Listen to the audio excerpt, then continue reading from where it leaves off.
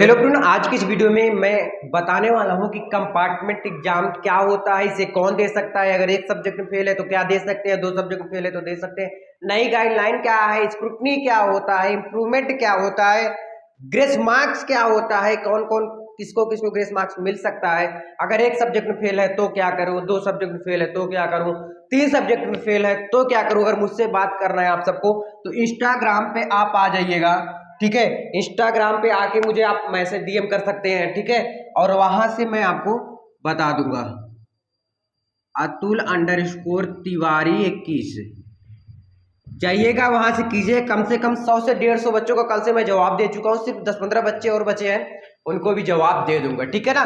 तो क्या है, अतुल_तिवारी 21 है, ये इंस्टाग्राम पे आप जाइएगा, डायरेक्ट से क्वेश्चन पूछेगा प्लीज, है ना। अब देखो, कंपार्टमेंट एग्जाम कब होता है या कौन दे सकता है, अगर फेल है क्या इंप्रूवमेंट क्या कैसे हो सकता है, सब कुछ बताऊंगा, टेंशन मत लो। देखो, कंपार्टमेंट एग्जाम कौन दे सकता है, पहले इसको आप लिख दो। इंस्टाग्राम पे जाइए, फॉलो कर सकते हो आप मुझे, और वहां से आप पूछ सकते हो, ठीक है। देखो, कंपार्टमेंट एग्जाम कौन दे सकता है, compartment exam fail student they सकते हैं।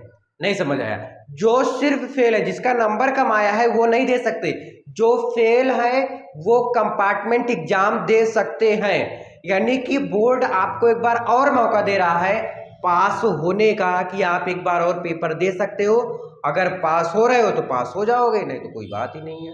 तो कंपार्टमेंट एग्जाम समझ आया। लेकिन कितने सब्जेक्ट में, अगर एक सब्जेक्ट में फेल है तो, दो सब्जेक्ट फेल है तो, तीन सब्जेक्ट में फेल है तो, देखो, कंपार्टमेंट एग्जाम सिर्फ फेल स्टूडेंट दे सकते हैं। अब एक सब्जेक्ट की बात रही, दो सब्जेक्ट, देखो, कंपार्टमेंट एग्जाम 2022 तक सिर्फ एक सब्जेक्ट चलता था, लेकिन सुनिए ध्यान से, 2022 में एक बार 2023 में आर्टिकल छपा था कि कंपार्टमेंट एग्जाम दो सब्जेक्ट का अब से चलेगा, लेकिन वो अभी कंफर्म नहीं था। उसको ध्यान से सुन लो मैं क्या बोलना चाह रहा हूं। तो एक सब्जेक्ट का तो पक्का होगा, फिर अभी आपका दो सब्जेक्ट है ना, फिर दो सब्जेक्ट में फेल हो ना, उसका भी बताऊंगा, टेंशन मत लो। तो कंपार्टमेंट एग्जाम कौन दे सकता है, समझ आया।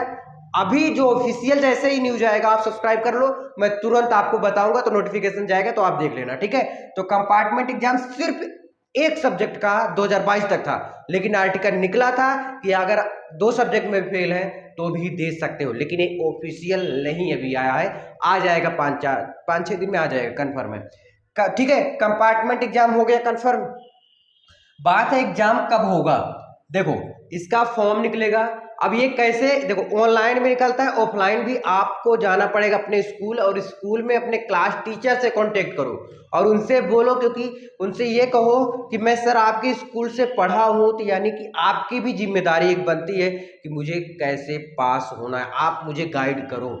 ये कॉलेज वाले या स्कूल वाले की जिम्मेदारी बनती है मेरे भाई, तो ठीक है ना। तो आप उनसे बात करो, उन्हीं से अच्छे से कंफर्म हो जाएगा। तो कंपार्टमेंट एग्जाम कब होगा, देखो, अभी इसका फॉर्म फिल किया जाएगा, यानी कि अभी मई में इसका फॉर्म फिल किया जाएगा, फॉर्म, ठीक है। मैं एकदम अच्छे से लिख रहा हूँ, फॉर्म फिल करना पड़ेगा। फिर आपका जून में, लगभग मैं एक अंदाजा बता रहा हूँ, जून में आपका एग्जाम होगा, जुलाई में आपका रिजल्ट आएगा, ये अगस्त तक भी जा सकता है प्रक्रिया, अभी ऑफिशियल नहीं है, मैं बता रहा हूं अपने हिसाब से, ठीक है ना।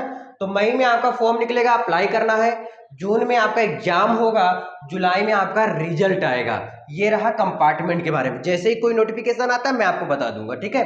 फिर ग्रेस मार्क्स कैसे मिलेगा, देखो, आप अपने स्कूल में जाइएगा, प्रिंसिपल के पास डायरेक्ट पहुंचिएगा, सब बोलिएगा सर मैं सिर्फ 2 या 3 नंबर से फेल हूं, क्या ग्रेस मार्क्स मिल सकता है, तो वो आपको अच्छे से गाइड करेंगे, और हाँ जहां तक है मिल जाएगा, आपको टेंशन नहीं लेना। तो ग्रेस मार्क्स के नंबर इंप्रूव कर, देखो, एक सब्जेक्ट में ग्रेस मार्क्स जैसे 2-3 नंबर से फेल हो, ध्यान सुन लो, जैसे 2 या 3 नंबर से फेल हो तो इसमें ग्रेस मार्क्स लग जाएगा, और इसमें कंपार्टमेंट का एक एग्जाम देना, दोनों क्लियर हो गया।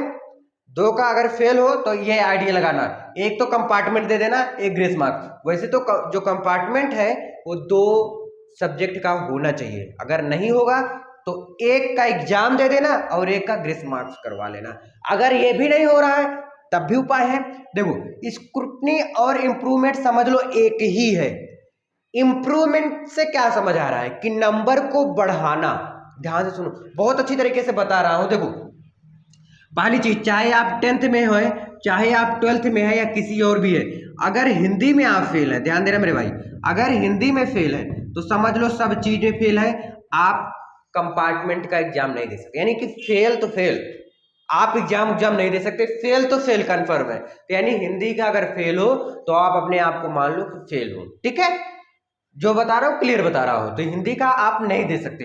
जैसे फिजिक्स हो गया, केमिस्ट्री हो गया, इंग्लिश हो गया, मैथ्स हो गया, इन सब में से अगर एक आध दो का फेल है तो आप ऐसा कर सकते हैं। अभी फिर से एक बार रिवाइज करूंगा, टेंशन मत लो। इंप्रूवमेंट का फॉर्म कब फिल करना पड़ेगा?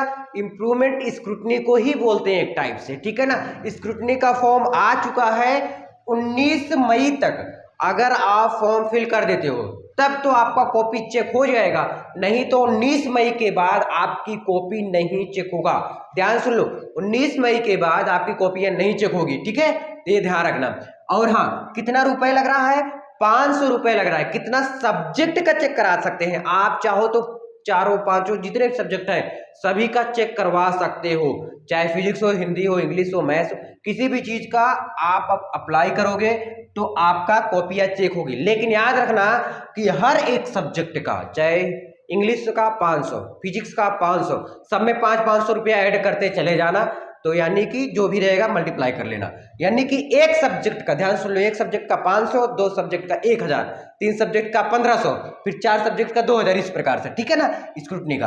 आप बोलोगे भैया मैंने फॉर्म तो फिल कर दिया, ठीक है, मुझे लगता था, आप ऐसे बोल रहे हो जैसे आपको लगता था कि 60 नंबर आएगा, लेकिन आपको कितना नंबर मिला?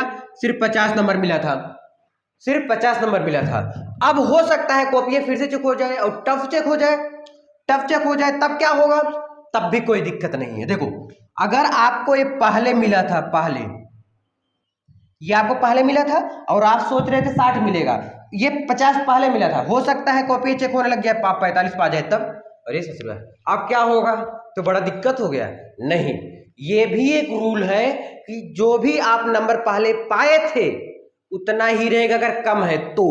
अगर आपका ज्यादा, जैसे 51 नंबर आप पाएंगे तो यहाँ पर 51 लिख दिया जाएगा, 52 आ गया तो 52 लिख दिया जाएगा, अगर 44 आ गया तब 50 ही तुम्हारा रहेगा, अगर 40 आ गया तब भी 50 रहेगा। यानी कि 50 नंबर तो पहले था, अगर 50 से कम पा रहे हो तो तुझे कम नंबर नहीं दिया जाएगा, आपको 50 नंबर ही दिया जाएगा, ठीक है।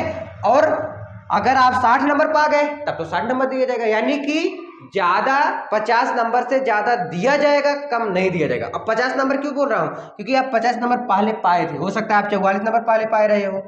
अगर 44 नंबर पहले पाए थे तब क्या होगा?